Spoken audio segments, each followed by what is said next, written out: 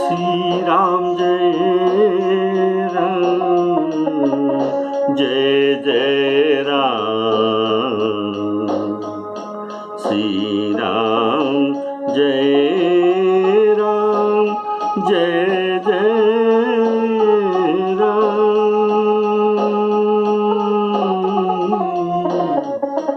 श्री राम जय राम, जय जय राम। श्री राम जय राम, जय जय राम।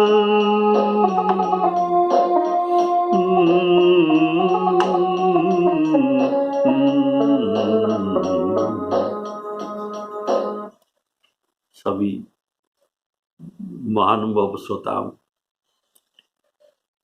राम राम कह के स्वागत करके राम कथा के लिए स्वागत करता हूं। बोलिए सियावर रामचंद्र की जय।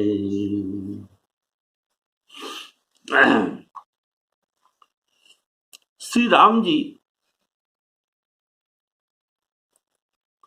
भाइयों और इष्ट मित्रों को बुलाकर साथ लेते हैं और नित्य वन में जाकर शिकार करते हैं। तो मन में पवित्र समझकर ये मृगों को मारते हैं और प्रतिदिन लाकर राजा दशरथ को दिखलाते हैं। अर्थात प्रथमे भाइयों को बुलाते हैं, फिर सखाओं को बुलाते थे। तो वन में जो मृगा करना ये मध्य वनरूपलीला और राजधर्म के अंतर्गत है। राम जी पावन मृग मारते हैं, अर्थात जिन मृगों के स्वर्ग जाने के लिए सुकृत है उनको मारते हैं। इसलिए जे मृग राम बाण के मारे, जे मृग राम बाण के मारे, ते तनु तजी सुरलोक सिधारे,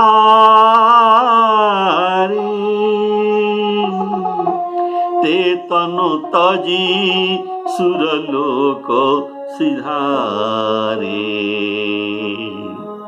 जिन्होंने ऋषियों के द्वारा शापित होकर जो मृग हुए हैं, प्रभु उनको उनके जीवात्मा को जानते हैं। उनके आत्मा को स्थूल शरीर से पृथक करके उनको मुक्ति रूप बंधन से, आत्मा को स्थूल शरीर के बंधन से पृथक करके उनको मुक्त रूप कर देते हैं। इसी को हिंसा नहीं किया जा सकता। बोले श्यावर रामचंद्र की जय। अनेक जन्म से संसार वेदना को भोग करता हुआ जीव श्री राम जी के कर तीर्थ के द्वारा उनके स्थूल शरीर को त्याग करते हैं। यह बड़ा पुण्य फल का परिणाम है। उदाहरण, मारीच रावण के हाथ न मरकर राम के द्वारा मरने को स्वीकार करता है। उभय भांति देखा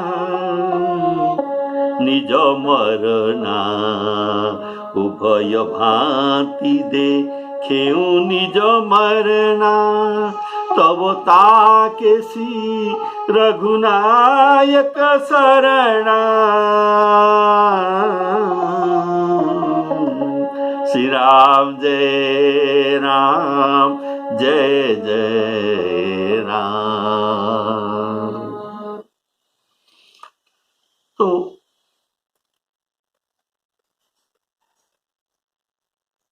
रावण के हाथ ये न मरकर राम के द्वारा मरने के लिए स्वीकार करते हैं और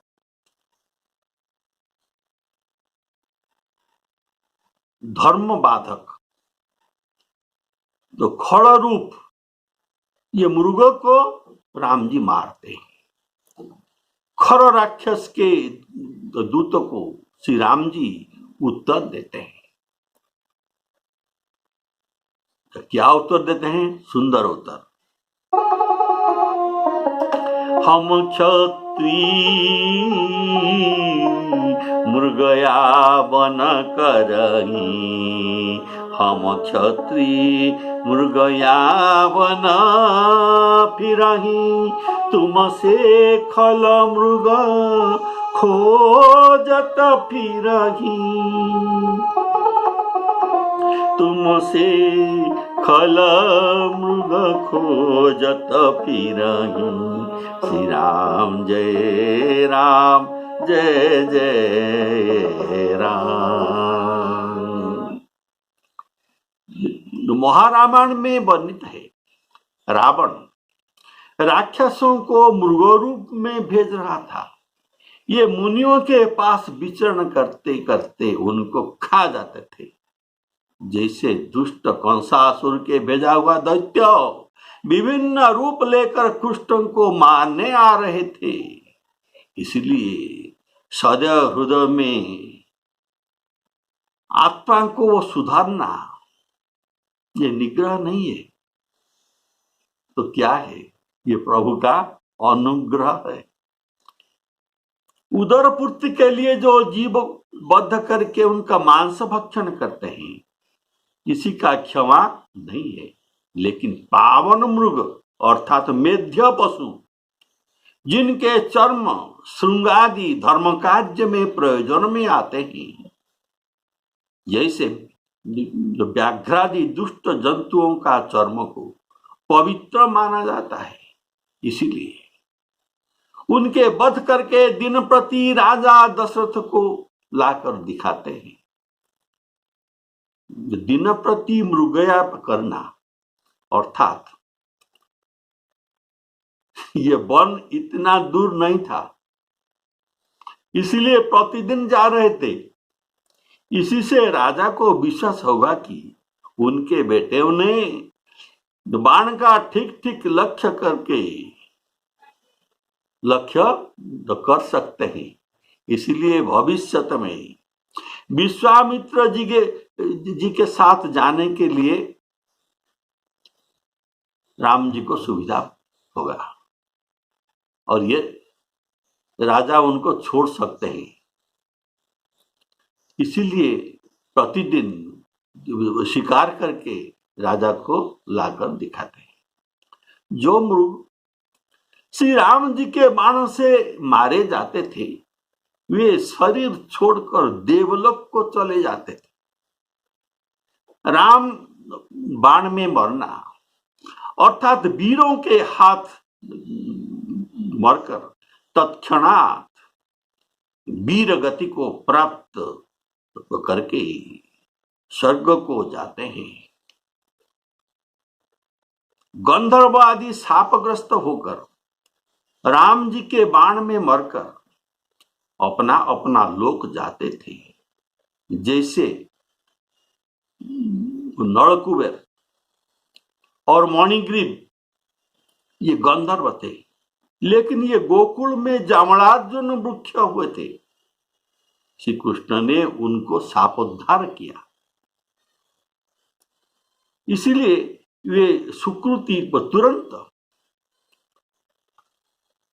सुंदर रूप पाते हैं। तुरंत ही रुचिर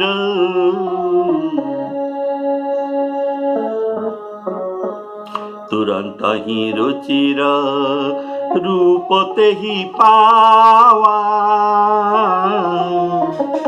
तुरंत ही रुचिर रूप ते ही पावा, देखी दुखी निज धाम पठावा। श्री राम जय राम, जय जय राम। श्री रामचंद्र जी अपने छोटे भाइयों और सखाओं के साथ भोजन करते हैं और माता पिता के आज्ञा का पालन करते हैं। वेद और पुराण को जो मन लगाकर ये सुनते हैं, अर्थात ये स्वयं आचरण करते हुए हमें भी ऐसे आचरण करने के लिए शिक्षा प्रदर्शन करते हैं। कारण गीता में कहा गया है, जो आचरण श्रेष्ठ लोग करते हैं भविष्य में अन्य लोग भी उनके अनुसार आचरण करते हैं।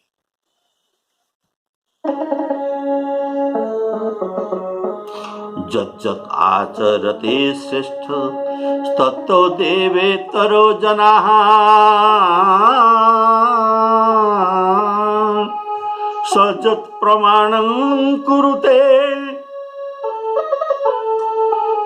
सजत प्रमाणं कुरुते, लोकस्तदनु वर्तते।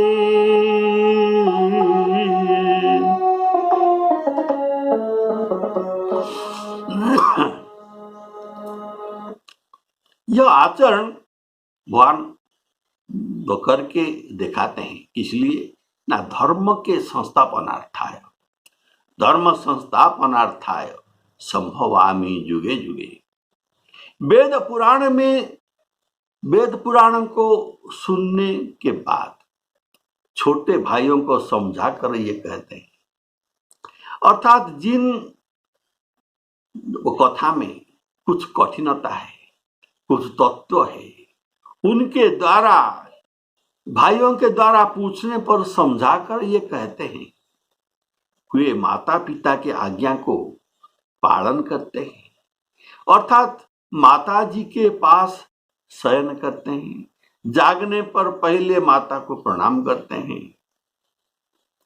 बोलिए सियावर रामचंद्र की।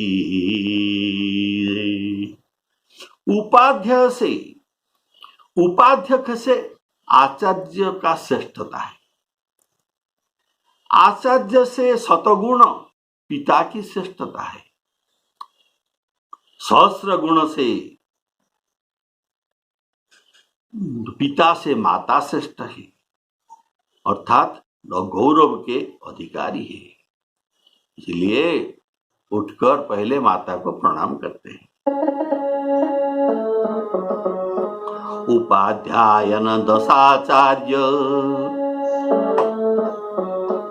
उपाध्यायन दशाचार्य, आचार्यं च शतं पिता, सहस्रं च पितॄन् तु पुत्रान् माता गौरवेण अतिरिच्यते।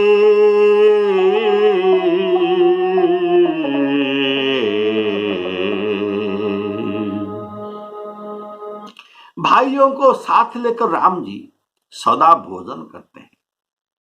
यह दृश्य देखकर सकल जननी सुखी होते हैं।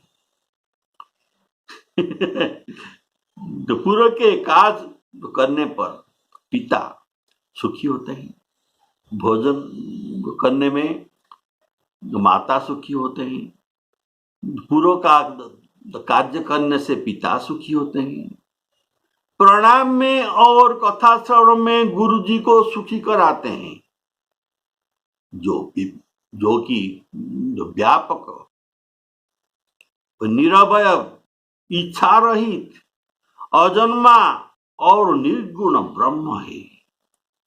तथा इनका नाम और रूप अनेक है, तथा इनके अनेक है या न नाम अनाम अरूप, इनका न नाम और न रूप भी है। वही भगवान भक्तों के लिए नाना प्रकार के अनुपम अलौकिक चरित्र करते हैं।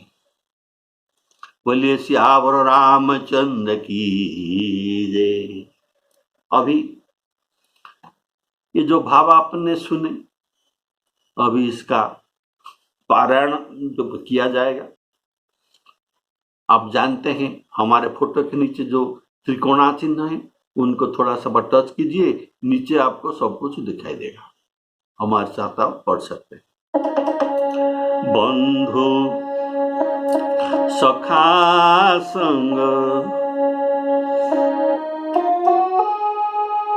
लेहि बोलाई,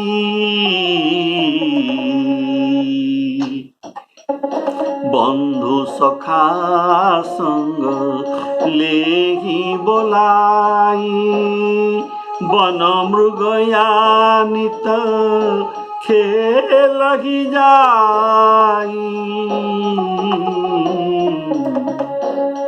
पावन मृग मारही जिय जानी, दिन प्रति नृपहि देखावहि आनी, जे मृग राम बाण के मारे, जे मृग राम बाण के मारे, ते तनु तजी सुरलोक सिधारे, अनुज सखा संग भोजन करही, मातु पिता अज्ञान अनुसरही,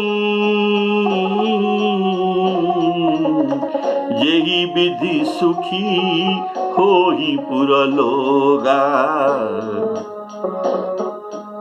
करही कृपा निधि सोई संजोगा, वेद पुराण सुनही मन लाई, आप कही अनुजहि समुझाई, प्रात काल उठी के रघुनाथा, मातु पिता गुरु नावहि माथा, आयसु मागी करही पुर काजा, देखी चरित हरसहि मन राजा, व्यापक अकल निहाज, निर्गुण नाम रूप, भगत हेतु नाना, भगत हेतु नाना विधि, करत चरित्र अनूप सिया राम, श्री राम जय राम जय जय राम, श्री राम जय राम जय जय राम, श्री राम जय राम जय जय राम, श्री राम जय राम जय जय राम, श्री राम जय राम जय जय राम, श्री राम जय राम जय जय राम। गोस्वामी जी कहते हैं, यह सब चरित्र में गाकर सुनाया, अर्थात यहाँ बाल लीला का समाप्ति हुआ। अब आगे की चरित्र को मन लगाकर सुनो। अर्थात अगला चरित्र बहुत ही सुंदर है। भगवान के सब कथा रुचिर और सुंदर है, लेकिन अब किशोर अवस्था के सुंदर विवाह प्रसंग आगे सुनाऊंगा। पार्वती जी के प्रश्न में क्या न बाल चरितती कहु दारा। ये पार्वती के तृतीय प्रश्न का उत्तर अभी सुना दिए। अब इनका चतुर्थ प्रश्न है, कहूं जथा जानकी विवाही। भुसुंडी जी कहते हैं क्या, ऋषियागमन कहे सिपुनी। ऋषियागमन विश्वामित्र जी का आगमन, ऋषियागमन कहे सिपुनी श्री रघुवीर विवाह। राम जी के 14 साल पूरा होकर अब 15 साल चल रहा है, अर्थात 16 साल से कम है। इस चरित्र को मन लगाकर सुनना चाहिए, सप्रेम सुनने का फल है। प्रेम सहित रघुनाथ जी का चरित्र सुनने में क्या फल मिलते हैं, सुनिए। सिय रघुवीर विवाहु, सिय रघुवीर विवाहु, जे सप्रेम गावही सुनही।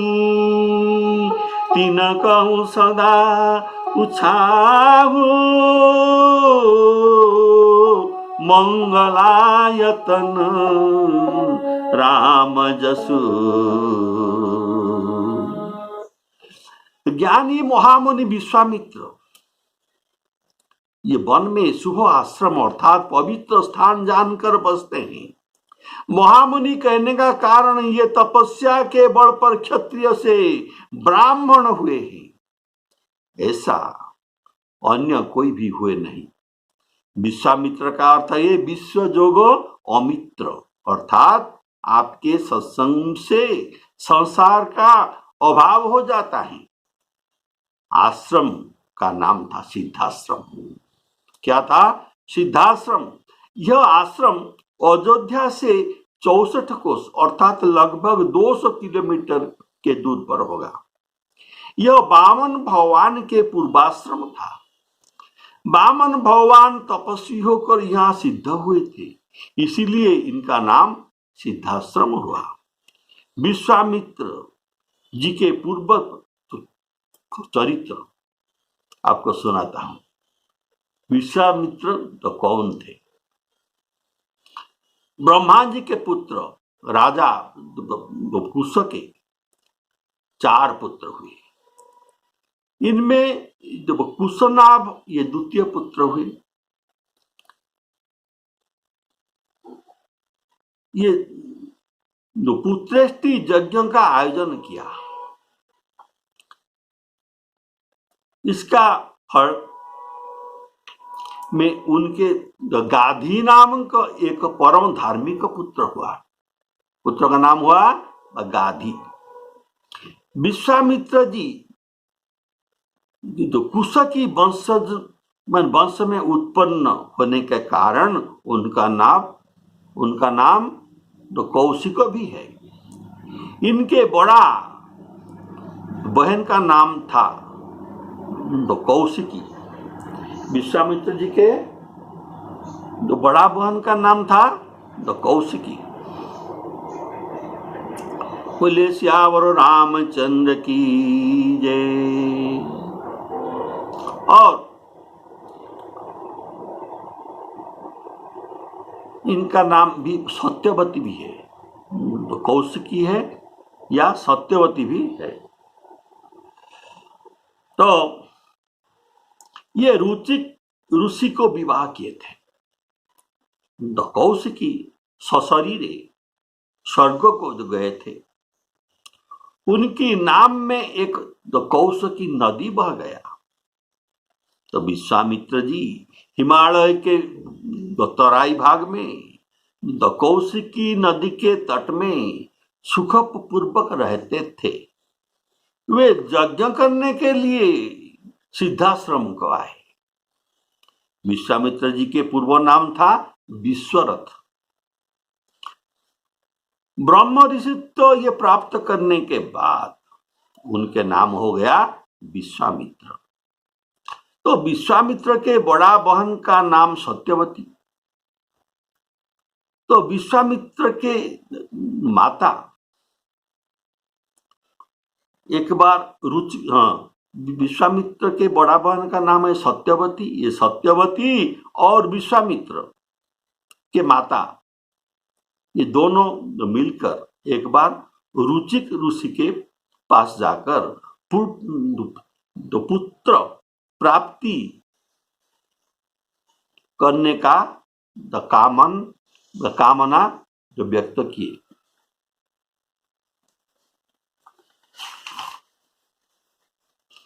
इसलिए उनके माता और बहन के लिए ये रुचिक ऋषि ने अलग अलग मंत्र में चारु प्रस्तुत करके दोनों को अलग अलग दिए। सत्यवती उसी समय स्नान को चले गए। तो विश्वामित्र जी के माता ने सोचा शायद सत्यवती के चारु श्रेष्ठ ही होगा। ऐसे सोचकर उनके चारु का भाग ये माता ये खा गए और उनकी चारु को उनको दे दिए। अर्थात ये माता और बेटी ये दोनों में चारु अदल बदल हो गया। इसीलिए गाधी के स्त्री जिस चारु को ही खाए थे उसके प्रभाव में उनका विश्वामित्र हुए, ये कि क्षत्रिय होने पर भी तपस्या करके ब्रह्मर्षि हुए। ये था चारु का प्रभाव। तो गाधी राजा थे, उनके वो ये क्षत्रिय थे। तो ये क्षत्रिय होने पर भी ये चारु का प्रभाव से ये तपस्या करने के लिए गए और ब्रह्मर्षि हुए। बोलिए सियावर रामचंद्र की। ये विश्वामित्र जी राजा हरिश्चंद्र के पास जाकर सत्य की परीक्षा किए थे। ये ब्रह्म गायत्री मंत्र ओम भूर्भुवस्सुवः तत्सवितुर्वरेण्यम, इस मंत्र का ये मंत्र दृष्टा ऋषि, अर्थात ये पहले इसका मंत्र दृष्टा ऋषि हुए। एक बार ये अर्थात राजा विश्वामित्र सेना लेकर शिकार को गए थे। ये मार्ग में वशिष्ठ जी के आश्रम में ठहरे।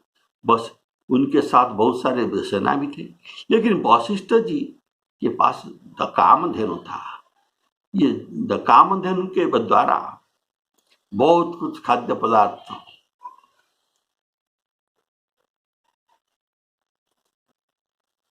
आतिथ्य के रूप में राजा विश्वामित्र को तथा उनके सैन्य को ये दिए। तो राजा ने सोचा ये तो ऋषि का आश्रम है, इसमें इतना चीज आया तो कहां से। इनके पूछने पर ये उनको मालूम हुआ ये कामधेनु जो इनके आश्रम में है, ये जो कुछ ये जरूरत होता है सबको ये दे सकते हैं। तो राजा बोले वशिष्ठ जी मैं राजा हूं और मुझे बहुत चीज का जरूरत है, इसीलिए मुझे कामधेनु दे दीजिए।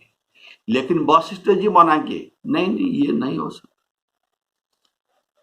तो ये कामधेनु को बलात्कार में लेने के लिए ये कोशिश किए राजा विश्वामित्र, लेकिन क्या हुआ कामधेनु से अनेक सारे बलवान सैन्य जन्म होकर राजा विश्वामित्र को पराजित कर दिए। तब ये असफल हुए। फिर ये बड़ा सेना लेकर आक्रमण करने पर भी उनके समस्त सेना और पुत्र मारे गए, लेकिन एक पुत्र बचा था। उनको राज्यभार समर्पण करके विश्वामित्र तपस्या करने के लिए गए और तपस्या से बहुत प्रकार दिव्य अस्त्र शस्त्र प्राप्त करके उसी आश्रम को फिर आक्रमण किए। लेकिन वशिष्ठ जी के जो ब्रह्मदंड है, ये ब्रह्मदंड के सामने ये सब अस्त्र शस्त्र तेजहीन हो गए। तो अतः विश्वामित्र जी बड़ा लज्जित हो गए। तो ये सोचे ये सब उनके तपस्या के फल है। तो ये अभी तपस्या करने के लिए निकले, तब ये देवताओं को तब अपना पुत्र को राजगादी दे दिए और विश्वामित्र जी तप करने के लिए गए। तप करते हुए देवताओं ने उनको ब्रह्मश्री पद दिया। विश्वामित्र जी वशिष्ठ जी को वो शाप दिए थे, तो उनके 10 पुत्रों का मार दिए।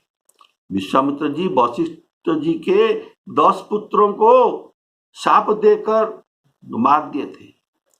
अब ये वही विश्वामित्र जी ब्रह्मर्षि उसी सिद्धाश्रम में जप यज्ञ और योग करते हैं, परंतु वहां मारीच और सुबाहु से ये बहुत डरते हैं।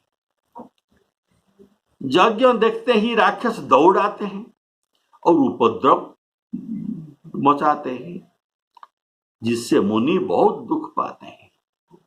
बोलिए सियावर रामचंद्र की जय।